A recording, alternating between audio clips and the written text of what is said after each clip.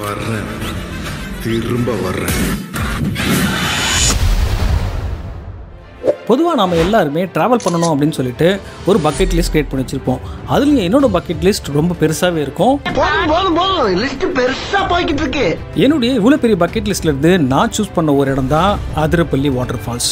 என்னோட பக்கெட் லிஸ்ட்லேயே இது one of the dream place அப்படின்னு சொல்லலாம். இந்த இடத்த நம்ம சென்னையிலேருந்து டைரெக்டாக அதிரப்பள்ளி போகாமல் சென்னையிலேருந்து ஈசிஆர் ரூட் வழியாக பாண்டிச்சேரி கிட்ட இருக்கக்கூடிய பொம்மையாபாளையம் அப்படின்ற பீச்சுக்கு தான் நம்ம போக போகிறோம். இந்த பீச்சில் தான் எல்லா யூடியூபர்ஸும் ஹைப்பு கொடுக்குற ஹை குவாலிட்டியான ஃபிஷ் ஃப்ரை எல்லாமே இங்கே கிடைக்கும்ன்ற மாதிரி சொல்லியிருந்தாங்க.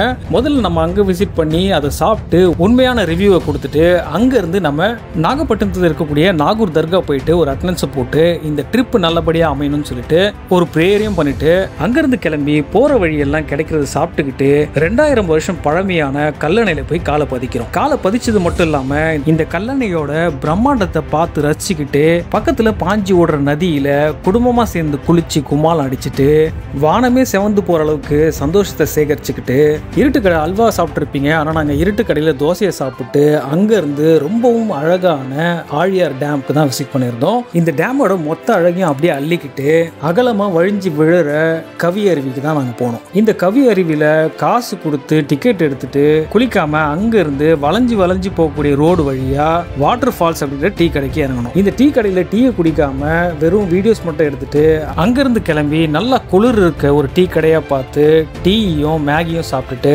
ஆளையே அள்ளிட்டு போற தலனார் வியூ பாயிண்ட்டுக்கு தான் போயிருந்தோம். இந்த இடத்துல வயசு குறைஞ்ச குழந்தைங்களா நாங்களும் விளையாடிட்டு மாதா பிதா குருன்னு சொல்லுவாங்க இல்லையா, அதுல முதல் இடத்துல இருக்கக்கூடிய மாதா கோவில் தான் நாங்கள் விசிட் பண்ணோம். இந்த மாதா கோவில் மட்டும் அழகு இல்லை, பக்கத்துல வழிஞ்சு ஓடுற அருவியும் அழகா தான் இருந்தது. ஸோ இந்த இடத்தையும் பார்த்துட்டு காலை விரைச்சி போகக்கூடிய தண்ணி ஓடுற குழாங்கல் ஆறுக்கு தான் போனோம். அங்கிருந்து கிளம்பி சொட்டு சொட்டா தண்ணி வந்தாலும் சொர்க்கமா பார்க்கக்கூடிய இந்த சோலையார் டேம் தான் விசிட் பண்ணோம். இந்த டேம்ல கொஞ்சம் தண்ணி வழிஞ்சா கூட இந்த இயற்கையை கொஞ்சிற அளவுக்கு ரொம்ப அழகாவே இருந்தது. அழகு இருக்கிறதுல தான் ஆபத்து இருக்குன்னு சொல்லுவாங்க. அந்த மாதிரி ஆபத்து நிறைஞ்ச வால்பாறை டு அதிரப்பள்ளி ரோட்ல தான் நாங்கள் டிராவல் பண்ணோம். இந்த டிராவல் ரொம்பவே மெமரபிளான ஒரு டிராவலா இருந்தது. நாங்கள் குடும்பமா சேர்ந்து பாப்போமான்னு ஏங்குன பார்த்த உடனே பயம் தரக்கூடிய யானைகளையும் நாங்கள் இந்த காட்டில் பார்த்தோம். யானை மட்டும் இல்லைங்க, மங்கி, மாடு அப்படின்னு சொல்லிட்டு நிறைய உயிரினங்களை நாங்கள் இந்த வழியாக பார்த்துக்கிட்டே போனோம். இந்த காடு உண்மையிலேயே அமேசானுக்கே டஃப் கொடுக்கக்கூடிய அளவுக்கு ஒரு மிகப்பெரிய காடாக இருந்தது. அவ்வளோ அழகாகவும் இருந்தது.